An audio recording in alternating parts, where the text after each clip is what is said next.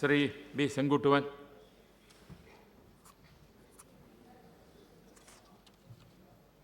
Honorable Speaker, I am most obliged to you, sir, for affording me this opportunity to address this august House on such a matter as of crucial importance as the Repealing and Amending Second Bill 2014. The government has introduced a bill in which a host of, I think, as many as 90 statutes and 2 more which are amending acts. Most of which are amending acts which are proposed to be repealed.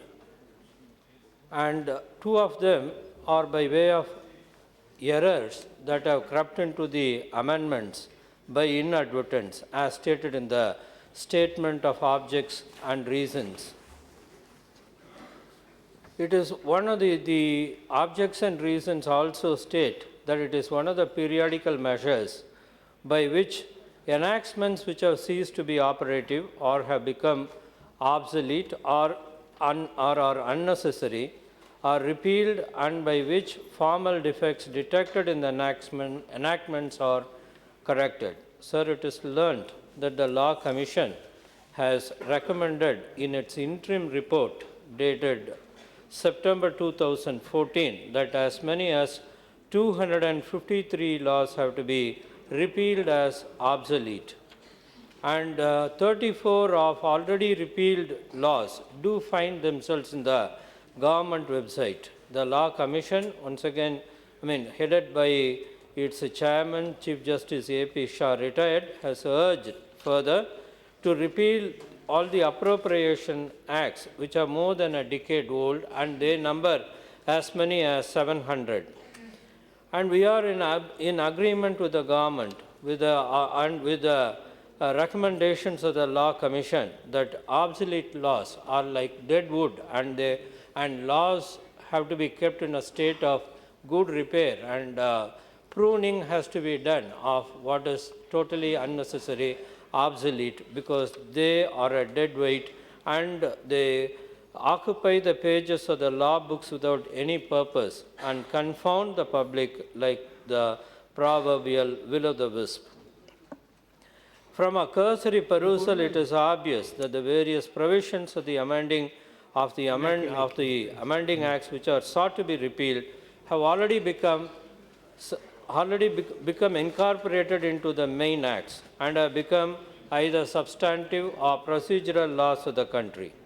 Therefore, these amending acts are spent force, and they no longer require to be placed on the statute book. In the acts, these provisions have already been incorporated, and amendments are indicated by way of footnotes in the main acts. Therefore, the retention of these amending acts are redundant and superfluous, and they serve no useful purpose.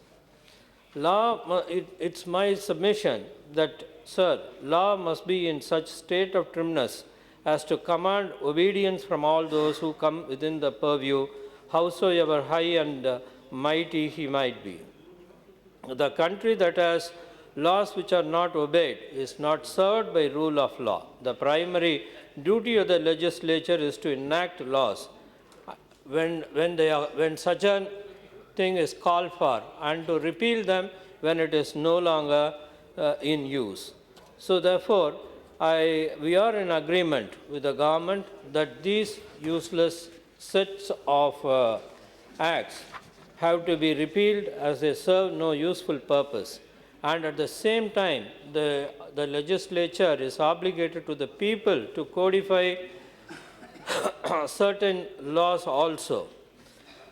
For instance, Article 141 of the Constitution states that the law declared by the Supreme Court shall be the law of the land. There is a plethora of decisions of the Supreme Court which need to be codified. And as a matter of record, our criminal statutes, primarily the Indian Penal Code, Criminal Procedure Code, and the Evidence Act, which govern the criminal procedure and the substantive criminal laws, are geriatric, and they also need to be trimmed and new amendments have to be brought in. So in fine, I support the initiative of the government that comes at this late hour, and we support the move of the government. Thank you so much.